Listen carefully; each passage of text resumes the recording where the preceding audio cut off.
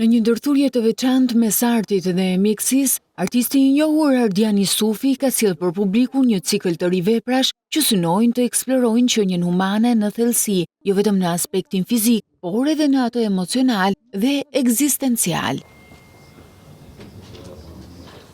Kjo seri punimesh titullohet Atlasi i absolutologjisë dhe pikturat trajtojnë tema si autonomia e trupit të njeriut, emocionet e fshehura dhe ndjesitë që burojnë nga sëmundjet e rralla, duke krijuar një reflektim të fortë mbi ekzistencën. Unë si artist jam shumë i lidhur me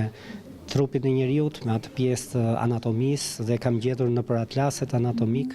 disa momente të rëndësishme ku bëhet ajo prerje e artë ndërmjet diçka e fizike dhe diçka e shpirtërore. Pra mbi këto element ku ka muskuj, kur ka deje,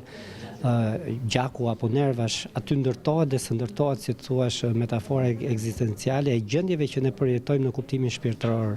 të fjalës. Veprat artistike kanë edhe një qëllim të prekshëm, të kontribuojnë në mbështetjen e personave që vuajnë nga sëmundjet e rralla. Ka shumë momente, domethënë të mendueshme, me pesh apo momente